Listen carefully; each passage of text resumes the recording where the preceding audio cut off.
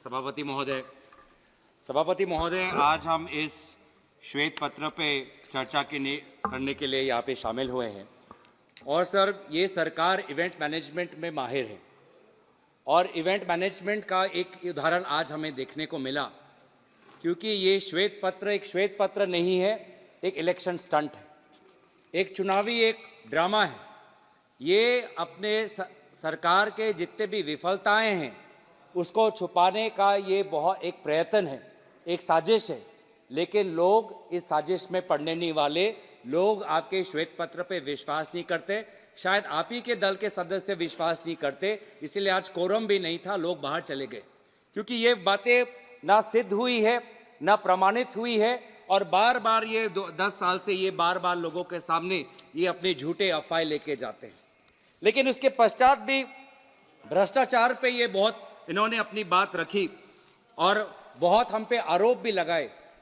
तो सर, जिस प्रकार से आज ये 10 साल से काम कर रहे हैं, अगर भ्रष्टाचारियों को किसी ने पनाह दिया है तो आपकी सरकार ने दिया है। अगर भ्रष्टाचारियों को किसी ने पनाह दिया है तो आपके दल ने दिया है। अब मैं भी सत्ता पक्ष की तरह कुछ मैं उदाहरण लेना चाहूँगा। महाराष्ट्र, सर, महाराष्ट्र तो एक आदर्श, एक इनका एक उदाहरण है कि किस प्रकार से भ्रष्टाचारियों को पनाह देते हैं। मुझे तो कभी कभी अफसोस महसूस होता है, महाराष्ट्र के इनके एक सांसद हैं डॉक्टर किरीट सोमैया, बहुत उन्होंने आवाज़ उठाई भ्रष्टाचारियों के खिलाफ, लेकिन मुझे भी दुख होता है आज जिनके खिलाफ उन्होंने आवाज़ उठाई, आज उनके दफ्तरों में जाकर सलाम करना पड़ता है।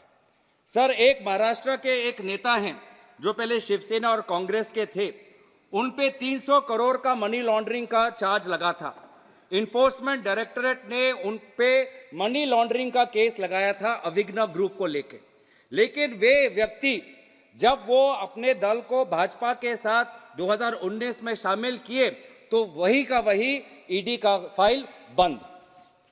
सर, एक और उदाहरण देता हूं पश्चिम बंगाल का। नारधा को लेके इन्होंने बहुत से एक स्टिंग ऑपरेशन वहां पे बहुत चर्चित हुई थी। नारधा को लेके इन्होंने बड़े नेताओं का नाम लिया था, पर एक विशेष नेता जब बीजेपी में शामिल हो जाता है और उनके विधायिनी दल का सभापति बन जाता है तो उस पे नारधा का जो कलंक उसका साफ हो जाता है। असम में, सर, असम में इन्होंने 2015 में एक बीजेपी ने एक बुकलेट निकाला था, saga of scams. Saga of scams में एक विशेष व्यक्ति का उन्होंने उल्लेख किया था, जो लुइस बर्जर इंटरनेशनल स्कैम के साथ, वाटर सप्लाई स्कैम के साथ एक विशेष व्यक्ति का नाम इन्होंने लिया था। कहा था कि जब उनकी सरकार आएगी तो उस विशेष व्यक्ति पर बहुत वो जुल्म करेंगे, उस पर जेल में जाएंगे। और हुआ क्या, वो विशेष व्यक्ति आज इनके दल में शामिल होके अब असम का मुख्यमंत्री बन गया। आज ऐसा हो रहा है सर। आज सर, छत्तीसगढ़ में जब इनकी सरकार थी, छत्तीसगढ़ में जब इससे पहले जब डॉक्टर रमन सिंह जी की सरकार थी, तो ये बहुत कहते थे उस समय कि हम काला धन का पैसा बाहर से वापस ले आएंगे। लेकिन पनामा पेपर्स में जब उस समय के छत्तीसगढ़ मुख्यमंत्री के बेटे का नाम उल्लेख हुआ तो पनामा पेपर्स सब ये भूल गए। मेघालय में सर दुख होता है सर कि कभी कभी गृह मंत्री अमित शाह जी को भी अपने बातों को उनको शायद कभी कभी व्यक्त करते हुए शायद उनको भी अफसोस होता है कि उनके मुंह से क्या शब्द निकल गया। क्योंकि हाल में ही जब मेघालय में जब चुनाव हुआ तो गृह मंत्री अमित शाह जी मेघालय जाके बोलते हैं कि वहां की सरकार दुनिया में, देश में सबसे भ्रष्ट सरकार है। और फिर क्या हुआ, जब चुनाव में देखा कि भाजपा को कोई एक विधायक मिला तो उसी सबसे भ्रष्ट सरकार में ये शामिल हो गए। सर, मणिपुर में अफसोस है कि मुख्यमंत्री के कार्यालय से एक ड्रग से जुड़े हुए एक मुजरिम को रिहाई करने का निर्देश मणिपुर में निर्देश जाता है मुख्यमंत्री के कार्यालय से।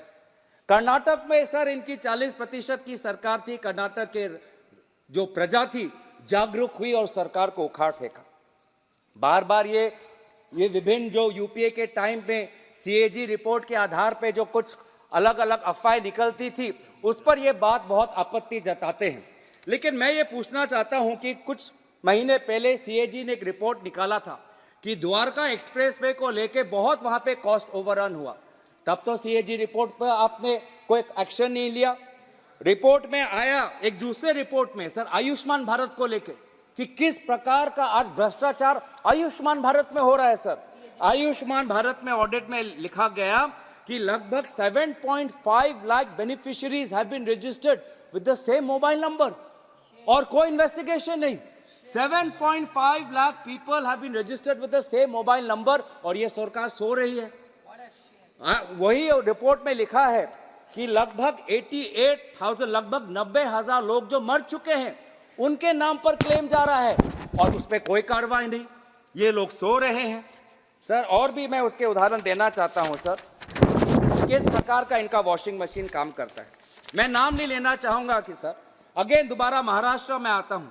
महाराष्ट्र में सर एक पब्लिक ट्रस्ट महिला उत्कर्ष प्रतिष्ठान, इसको लेकर ईडी ने ये चार्ज दिया कि ये मनी लॉन्ड्रिंग का एक जरिया बन गया और उस ट्रस्ट को लेके जिस पर पहले ईडी कार्रवाई कर रही थी, जब वो शिंदे कैंप में उस सदस्य का शामिल हो जाता है तो ईडी का फाइल बंद। सर ऐसे ही शिंदे कैंप में बहुत से लोग हैं, मैं अगेन नाम नहीं लेना चाहूंगा, लेकिन एक फॉर्मर चेयरमैन है बीएमसी पे, उन पे भी ईडी का foreign exchange management act FEMA के तहत उन पे कार्रवाई चल रही थी। लगभग उनके जो बांद्रा में जो उनकी फ्लैट थी ईडी ने जब्त कर ली। नियरली 40 उनके प्रॉपर्टी पे कार्रवाई चल रही थी। जब वो बीजेपी के साथ शिंदे कैंप में चले जाते हैं कार्रवाई बंद। वैसे ही एक विधायक है जो टॉप्स ग्रुप के साथ जुड़े हुए हैं, उनको ईडी ने चार्ज किया कि लगभग 7 करोड़ का फायदा हुआ है, किकबैक मिला है एमएमआरडीए में, लेकिन वे भी जब बीजेपी के साथ शामिल हो जाते हैं तो ईडी पे बंद। तो ये किस हैसियत से बोल रहे हैं कि ये भ्रष्टाचार के खिलाफ है? किस हैसियत से ये बोल रहे हैं कि ना खाऊंगा ना खाने दूंगा? जो भी खाता है बीजेपी में शामिल हो जाता है, जो भी खाता है बीजेपी का जाता है। बीजेपी पनाह दे रही है। बीजेपी ने एक आश्रम खोल रखा है के लिए और सबसे ज्यादा अमीर लोगों के लिए। एक व्यक्ति है जिनके खिलाफ स्वयं प्रधानमंत्री बोलते हैं सर, एक व्यक्ति है जिनके खिलाफ स्वयं प्रधानमंत्री मोदी जी बोलते हैं कि इस पे 70,000 करोड़ का यहाँ पे इरिगेशन को लेके स्कैम हो रहा है। स्वयं प्रधानमंत्री बोलते हैं और फिर वही व्यक्ति आज प्रधानमंत्री से मिलते हैं और कहते हैं कि मैं महाराष्ट्र का नया उप मुख्यमंत्री हूं। ये हो रहा है सर। 70,000 करोड़ का ये भ्रष्टाचार का आरोप लगाते हैं। अरे हमने तो किसानों का 70,000 करोड़ का कर्जा माफ किया था, आपने तो एक विशेष भ्रष्ट से लिप्त हुए एक व्यक्ति का 70,000 करोड़ आपने माफ किया हुआ है सर। तो सर बार बार ये ईडी को लेके, ईडी सर आज बीजेपी का एक दूसरा अंग बन चुका है। ईडी को लेके सर आज हम ये देख रहे हैं कि किस प्रकार का मिसयूज ये ईडी के खिलाफ कर रहे हैं। ईडी का काम है भ्रष्टाचारियों को पकड़ना, लेकिन आज इन्होंने काम कर दिया है कि ईडी के द्वारा लोकतंत्र और विपक्ष की आवाज को कैसे कुचला जाए और बीजेपी में भ्रष्टाचारियों को कैसे शामिल किया जाए। ईडी इनका विशेष अस्त्र है। आज सुप्रीम कोर्ट में एक एफिडेविट में लिखा है, a clear trend of using ED raids as a tool of harassment has been indicated. The action rate on complaints filed pursuant to raids. कौन सा नियम है? बीजेपी पार्टी का नाम लेने के लिए इनको नोटिस देना होगा सर।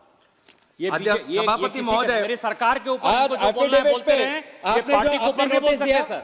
आपने कांग्रेस का नाम लिया, आपने नोटिस दिया क्या?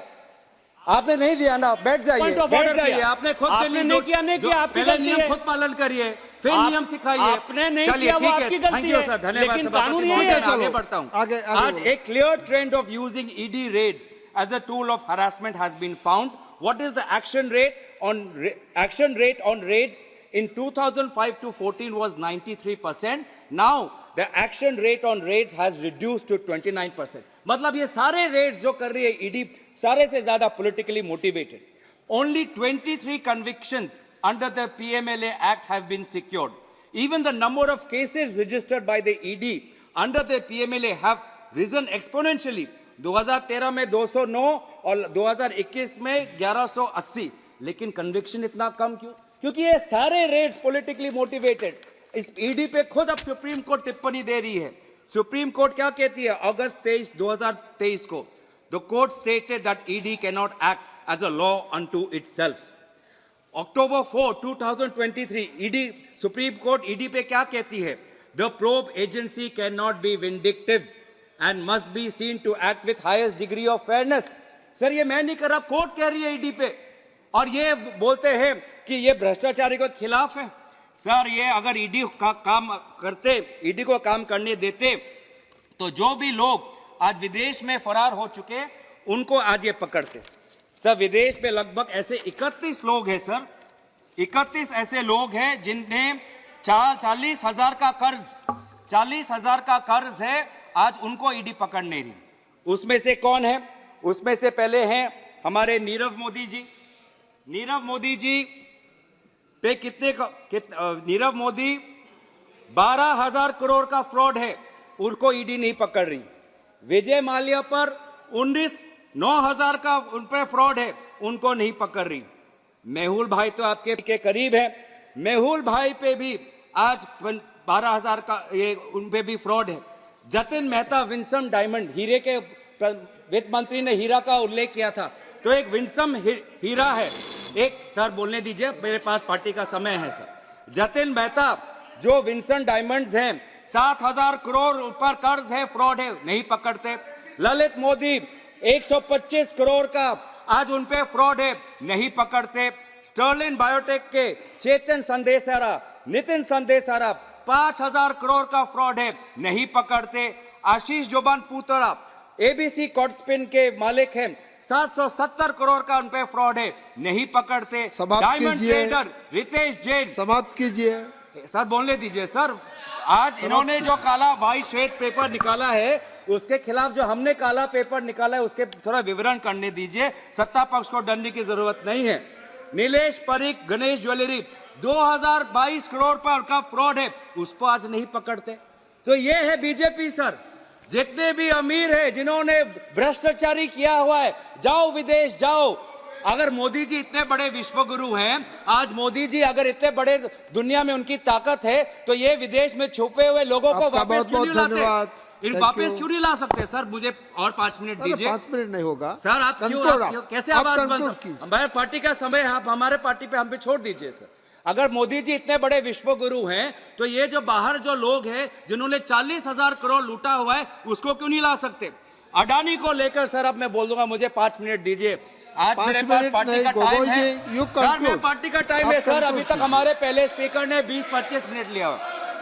बहुत अडानी है, अडानी परिवार, अडानी परिवार। आप कंक्लूड कीजिए। आपने जैसे अडानी, आपने जैसे परिवार का नाम लिया, तो मैं भी अडानी परिवार का नाम ले रहा हूं। अडानी परिवार आज धारावी में रीडेवलपमेंट प्रोजेक्ट करता है, धारावी में रीटेंडर प्रोजेक्ट करता है। 2,000 करोड़ से कम उन्होंने बिड किया, उनको धारावी प्रोजेक्ट मिल जाता है। ये कैसे होता है सर? आज अडानी परिवार से क्या करते हैं? अडानी परिवार के कंपनी में फाइनेंशियल टाइम्स, न्यूज़पेपर, सब मेरे पास पार्टी के पास टाइम है। 10 मिनट ही बोला सर, आप आवाज नहीं बंद कर सकते। अगर पूरे पार्टी का वो हम पे छोड़ दीजिए सर, वो हमारे पार्टी पे छोड़ दीजिए। 15 मिनट बोले, हमारे पार्टी पे छोड़ दीजिए। 15 मिनट मेरे पार्टी पे बोलिए। अडानी परिवार में एक चाइनीज है, उन्होंने 12,000 करोड़ कोयला का ओवर इनवॉइसिंग किया है। उस 12,000 कोयला का इनवॉइसिंग पे आज हमारे देश के ग्राहक, आज बिजली का भाड़ा बढ़ चुका है, उस पे कोई कार्रवाई नहीं होती। क्या आज अडानी परिवार पे जब भी अडानी परिवार का मोशन या रिजोल्यूशन, सर मेरा टाइम नहीं, मोशन और रिजोल्यूशन जिस विषय पर है हमारे वही पार्टी बात का जो करेंगे। टाइम है नहीं कटना चाहिए। 59 पेज का जो ये व्हाइट पेपर है सर, उसमें संदेशारिया कहाँ है, विजय माल्या कहाँ है, ठीक है, उसमें थैंक यू अडानी सर। कहाँ है, उसमें सभापति अंबानी कहाँ है। महोदय, यदि जैसे कि मैं कह रहा था नहीं तो सारे कि अडानी परिवार पे आज एसबीआई की बात करते हैं। अडानी दूसरे स्पीकर का नाम बोलता हूं, $1 बिलियन का लोन मिलता है ताकि वो कोयला ऑस्ट्रेलिया से ले, तब इनको कुछ नहीं पता है सर। मैं दूसरा नाम पुकारता हूं, कंट्रोल कीजिए सर। बस दो, मुझे और 2 मिनट लीजिए। राजीव रंजन सिंह जी, ठीक है, thank you. Rajiv Ranjan ji,